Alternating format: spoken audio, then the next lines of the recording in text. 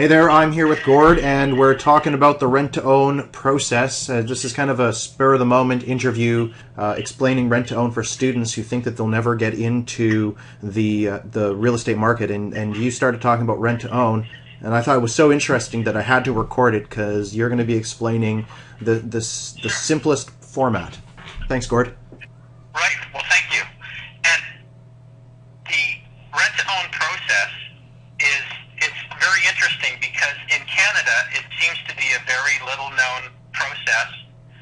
Most real estate agents will say, "Oh, that doesn't happen anymore," and things like that. And there's this real shroud of mystery seemingly around it, but it is actually one of the best win-win situations going to get people that can't qualify today into a house that they actually want to be in and own.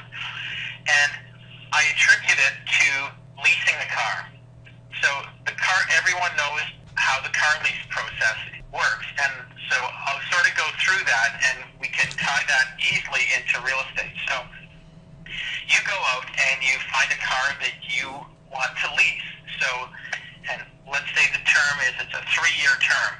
So you put down money on this car on the first day and you get an amount of monthly payments that you're going to make. Now, you are driving this car like you're going to own it.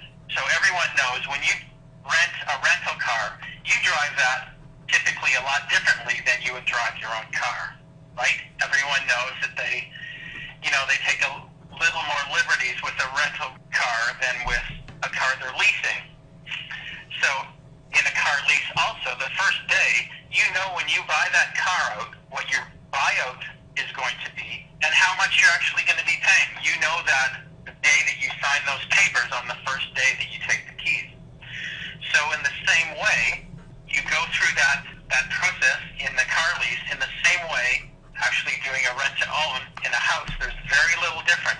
You put up some cash up front, not as much as you would if you were actually putting down a full down payment necessarily on a property. If you were getting a mortgage the first day, you put down a smaller amount, which actually gets given back to you the day that you're looking to close on the property, let's say in 3 years. You pay a rental amount, and actually a little bit above that rental amount, and that little bit above the rental amount is also given back to you the day you close. So in the same way that you're leasing a car and you know exactly what you're paying for that car in 3 years when you actually take full ownership of that car, you're not paying any more for the car, so you're not paying what the price would be in 3 years for that car. You're paying what it's worth today. And in the same way, in the rent-to-own property process, we establish a price today, the first day, so you know what you're paying for that in, say, 3 years. It could be 1 year, it could be 2 years, it could be 5 years, but we figure 3 years is a comfortable amount of time. So people who have credit issues, they can repair their credit issues in order to be able to qualify for a mortgage in 3 years.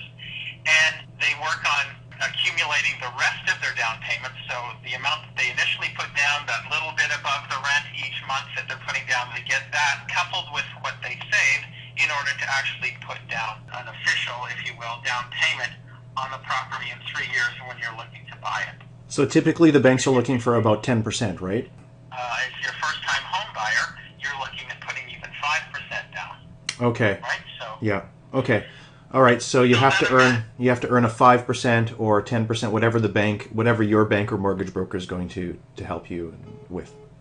So what your mortgage broker will help you with is qualifying and understanding what you'll need to qualify in 3 years. And you can talk to that mortgage broker just before you enter into the deal, so you actually understand all the components that you need.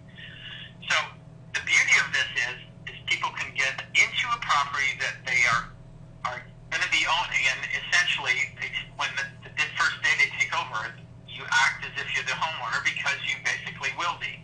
And the second thing is, in terms of getting into the market, if you are just trying to save a down payment for eventually buying a property, you have to think about that you're always chasing the market. So every year, property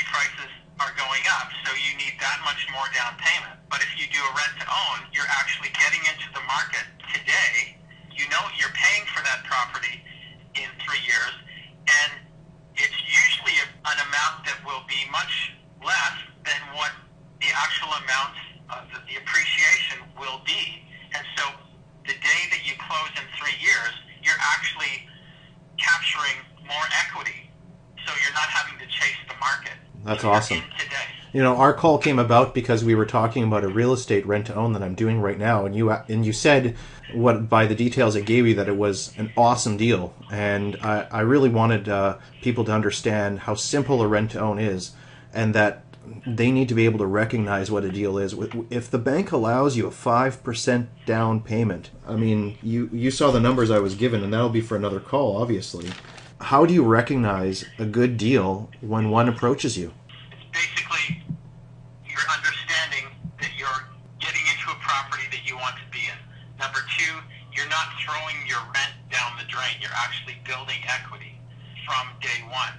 And if the numbers work and you've spoken with a mortgage broker and you can feasibly qualify for that mortgage, and you already know what the buy-in price is going to be in 3 years or 2 years or again whatever the term is, then you can work with the mortgage broker understanding actually he can tell you how long it will take you based on your savings plan that you'll create for yourself, and the rent to own is like a forced savings plan, and you have to couple that with your own to come up with the additional amount for a 5% down payment.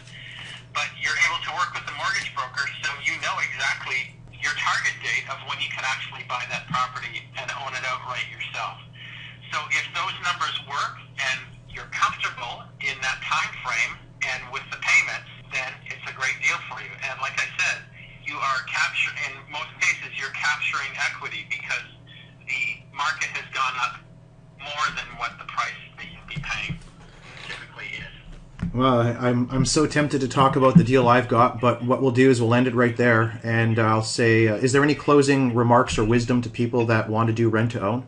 Well, I would just say, find mortgage brokers that understand the process, and find investors who understand the process. Like owners of the property, you're saying? And owners of the property, exactly, that can help you fulfill this process. Yeah. Okay. Wonderful.